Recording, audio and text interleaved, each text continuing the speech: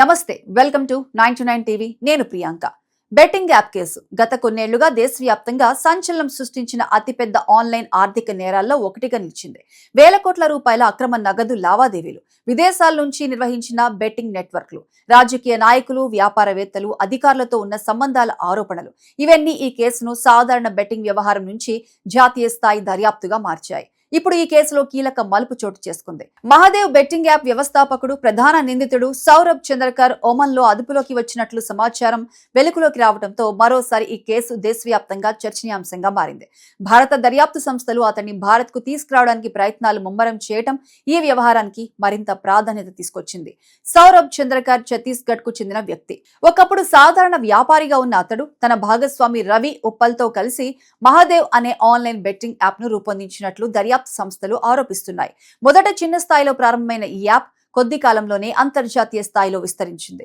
భారత్లో ఆన్లైన్ జూదం అనేక రాష్ట్రాల్లో చట్టవిరుద్ధమైనప్పటికీ విదేశాల్లో సర్వర్లను ఏర్పాటు చేసి యాప్ను నిర్వహిస్తూ భారతీయ వినియోగదారులను లక్ష్యంగా చేసుకున్నట్లు అధికారులు చెబుతున్నారు. Cricket, football, casino games, T20 లీగ్లు, ఎన్నికలు, అంతేకాదు చిన్న చిన్న ఈవెంట్ల పైన బెట్టింగ్ కు అవకాశం కల్పిస్తూ భారీగా డబ్బు సేకరించినట్లు దర్యాప్తులో బయటపడింది. దర్యాప్తు సంస్థల అంచనా ప్రకారం ఈ నెట్వర్క్ ద్వారా వేల కోట్ల రూపాయల అక్రమ లావాదేవీలు జరిగాయి. ఎన్ఫోర్స్మెంట్ డైరెక్టరేట్ తెలిపిన వివరాల ప్రకారం ఈ కేసులో నేరాల ద్వారా వచ్చిన మొత్తాన్ని దాదాపు 6,000 కోట్లకు పైగా అంచనా వేస్తున్నారు. ఈ డబ్బును హవాలా మార్గాలు, షెల్ కంపెనీలు, క్రిప్టో కరెన్సీలు, నకిలీ వ్యాపార లావాదేవీల ద్వారా విదేశాలకు తరలించినట్లు ఆరోపణలు ఉన్నాయి. ఈ నెట్వర్క్ లో అనేక మంది ఏజెంట్లు, సబ్ ఏజెంట్లు, టెక్నికల్ నిపుణులు, ఫైనాన్షియల్ ఆపరేటర్లు భాగస్వాములైనట్లు దర్యాప్తు సంస్థలు గుర్తించాయి. ఈ కేసు దేశవ్యాప్తంగా సంచలనం కావడానికి మరో ప్రధాన కారణం దుబాయ్లో జరిగిన సౌరభ్ చంద్రకర్ వివాహ వేడుక. ఆ పెళ్లికి వందల కోట్ల రూపాయలు ఖర్చు చేసినట్లు దర్యాప్తు సంస్థలు వెల్లడించాయి. బాలీవుడ్ ప్రముఖులు, గాయకులు, సినీ తారలు, ఈవెంట్ మేనేజ్మెంట్ కంపెనీలు, చార్టర్డ్ విమానాలు, లగ్జరీ హోటళ్లు, ఇలా ఆ పెళ్లి ఖర్చులే దేశవ్యాప్తంగా పెద్ద చర్చకు దారితీశాయి. ఆ వేడుకకు సంబంధించిన చెల్లింపులు కూడా హవాలా మార్గంలో జరిగాయని ఈడీ అనుమానించింది. దీంతో పలువురు సినీ ప్రముఖులను కూడా విచారణకు పిలిపించి వారి వాంగ్మూలాలు నమోదు చేసింది. సౌరభ్ చంద్రకర్ పై భారత దర్యాప్తు సంస్థలు కేసులు నమోదు చేసిన తర్వాత అతడు విదేశాలకు పారిపోయినట్లు తెలుస్తోంది. అతడి కోసం లుకౌట్ నోటీసులు జారీ చేయడంతో పాటు ఇంటర్పోల్ ద్వారా రెడ్ కార్నర్ నోటీస్ కూడా పొందారు. రెడ్ నోటీస్ అంటే ప్రపంచంలోని సభ్య దేశాలకు ఆ వ్యక్తిని గుర్తించి అదుపులోకి తీసుకోవాలని ఇచ్చే అంతర్జాతీయ హెచ్చరిక. అదే నోటీసు ఆధారంగా ఓమన్లోని రాయల్ ఓమన్ పోలీస్ అధికారులు కొన్ని వారాల క్రితం సౌరభ్ చంద్రకర్ ను అదుపులోకి తీసుకున్నట్లు సమాచారం వెలువడింది.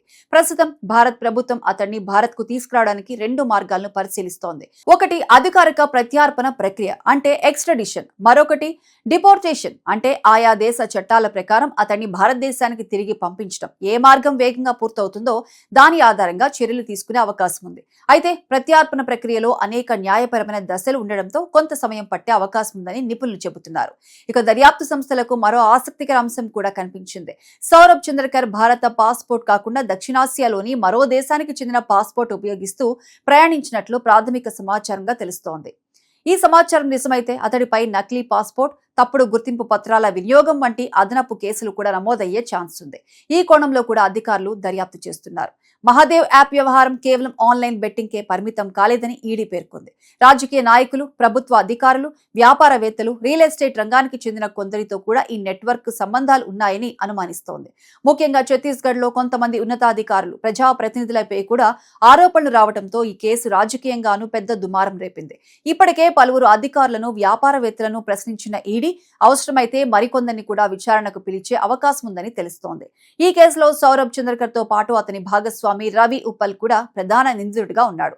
అతని కోసం కూడా భారత దర్యాప్తు సంస్థలు అంతర్జాతీయ స్థాయిలో గాలింపులు కొనసాగిస్తున్నాయి. ఈ ఇద్దరిని భారతదేశానికి తీసుకురాగలిగితే మహాదేవ్ బెట్టింగ్ యాప్ నెట్వర్క్ ఎలా పనిచేస్తుంది, డబ్బు ఎక్కడి నుంచి వస్తుంది, ఎవరి ద్వారా విదేశాలకు వెళ్లింది, రాజకీయ సంబంధాలున్నాయా, హవాలా నెట్వర్క్ లో ఇంకెవరు ఉన్నారు వంటి అనేక కీలక ప్రశ్నలకు సమాధానాలు లభించే అవకాశం ఉందని అధికారులు భావిస్తున్నారు.